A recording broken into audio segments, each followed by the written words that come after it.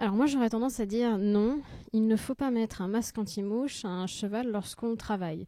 J'élargis un petit peu la question, je prends aussi des exemples des chevaux en obstacle ou en dressage et pas uniquement sur les chevaux d'endurance. Pourquoi je dis non ? Tout simplement parce qu'on ne sait pas à quel point le masque anti-mouche impacte la vision du cheval. Oui, vous allez me dire que plein de gens le font déjà, et c'est vrai. Quelles sont les intentions derrière le fait de mettre un masque anti-mouche à son cheval lorsqu'on le monte ? Eh bien, il y a bien sûr la protection contre les insectes et éventuellement la protection contre les UV. Mais est-ce que le masque anti-mouche est la réponse la plus pertinente quand son cheval travaille ? Je vous propose de voir en 4 points si le masque anti-mouche est effectivement la meilleure des réponses. Chapitre 1. La protection contre les insectes et la conception du masque anti-mouche. Alors, il faut savoir qu'à la base, bien avant que vous achetiez votre masque anti-mouche, il y a toute une équipe qui travaille bien en amont sur la conception du masque. Et cette équipe, elle définit les conditions d'utilisation. Par exemple, pour un masque anti-mouche, on dira que c'est plutôt pour un cheval qui est au pré ou au paddock, donc sujet plutôt aux insectes, avec un fort ensoleillement, éventuellement des congénères. Et du coup, s'il est au pré, eh bien, il aura quand même la tête en bas très très souvent parce qu'il sera en train de brouter la plupart du temps et il va se déplacer au pas, majoritairement. On cherche donc à proposer une protection mécanique, une barrière physique entre lui et les insectes. Et pour ça, on va choisir un composant que vous visualisez très bien, c'est un espèce de mèche, une petite résille, là, hop, qui fait la majorité du masque anti-mouche au niveau de la vue du cheval. Pourquoi on prend ce composant ? Parce que finalement, pour faire une barrière physique, on pourrait mettre par exemple un plastique transparent. Mais bon, c'est pas très aéré, le cheval peut transpirer dessous, ça peut devenir vite dégueulasse s'il se roule, c'est pas pratique à entretenir, etc. Donc finalement, cette petite résille, elle est bien pratique parce qu'elle permet une bonne aération, l'air peut continuer à passer à travers sa grille. C'est un textile, donc ça peut être facile à laver et à entretenir, un petit coup de jet d'eau et ça peut le faire, vu que c'est souvent quand même en matière un petit peu plastique. Et puis bien sûr, on peut continuer à voir à travers, même s'il y a un petit grillage. Donc finalement, la résille, c'est chouette. Sauf que, ce qu'on ne sait pas, c'est l'impact de la finesse de la résille sur la vision. Les résilles, elles ont différentes finesses, parce qu'en gros, ça peut aller de la moustiquaire à la clôture. J'exagère, mais l'idée est là. Et justement, chaque marque, elle va mettre le curseur entre ces deux finesses, c'est-à-dire qu'il faut à la fois que ce soit très résistant, donc plutôt épais, en même temps, il faut que ça protège bien au niveau des mouches, donc il faut trouver quelque chose de plutôt fin, et il faut que le cheval voie à travers, donc il faut essayer de trouver un juste milieu. Et c'est là que c'est pas simple, parce qu'on a 0 étude qui montre l'impact de la finesse de la résille sur la vision chez le cheval. Parce que c'est quand même un élément que vous mettez à une distance de 5 à 10 cm au niveau des yeux. Alors je pense déjà, et je ne l'ai jamais fait moi-même, mais que si jamais on s'amusait en magasin à regarder à travers chaque masque anti-mouche, je suis convaincue qu'on trouverait des différences notables au niveau de la vision déjà pour nous. Alors pour les chevaux. Car oui, il y a peu d'études sur la vision chez le cheval. Alors, attention, la vision chez le cheval. On est tout à fait capable de connaître les maladies qui impactent les yeux et de les soigner.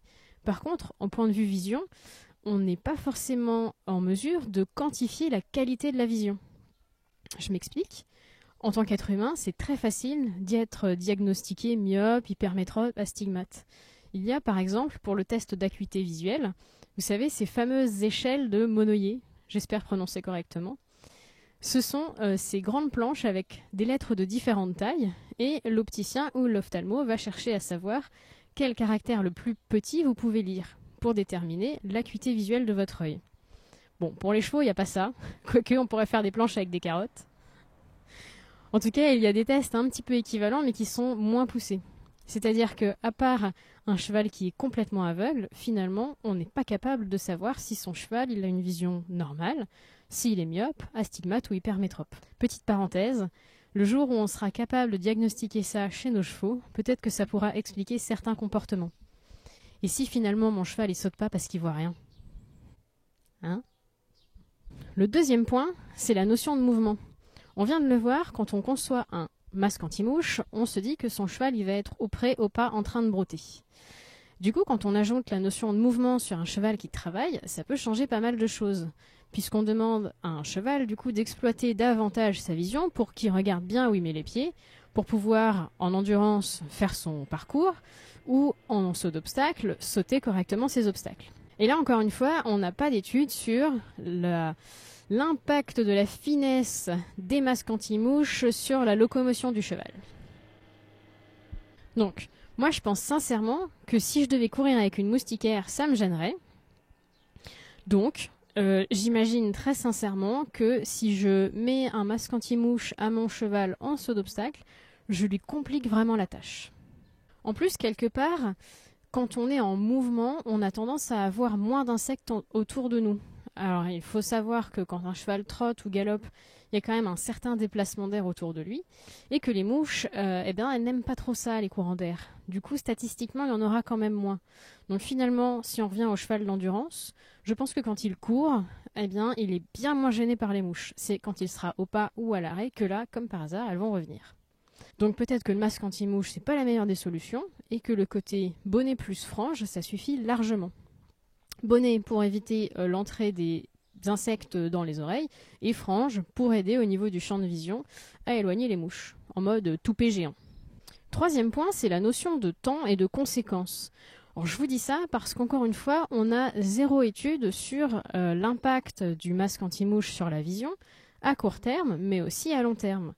Est-ce que moi, si je devais vivre en permanence avec une moustiquaire à 5 cm de mes yeux, est-ce que à long terme, ça aurait un impact sur ma vue? Parce que quand on place un objet dans le champ de vision de l'œil, très très près, il fait quand même une accommodation pour voir à travers. Des fois, c'est transparent, littéralement. Par exemple, pour les lunettes de soleil, ça aide aussi à corriger la vue. Mais justement, si jamais ça dérangeait, est-ce que le fait de devoir accommoder très souvent, en permanence, aurait des conséquences à long terme sur la vision? Ça, on n'en a aucune idée. Alors du coup, dans le doute. Quatrième point, le confort anti-UV.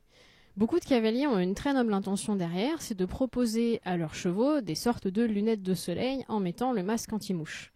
Bon, ils n'ont pas tort, parce que quelque part, déjà, ça propose une barrière physique et ça filtre l'ensoleillement et la lumière qui est autour du cheval.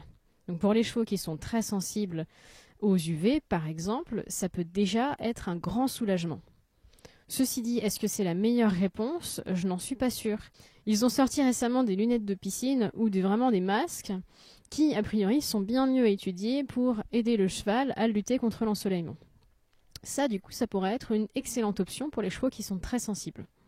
Donc, en résumé, mettre un masque anti-mouche à un cheval au travail ne me paraît pas la meilleure des réponses. Je pense que la combinaison bonnet, frange et éventuellement lunettes de piscine, entre guillemets, est bien plus pertinente.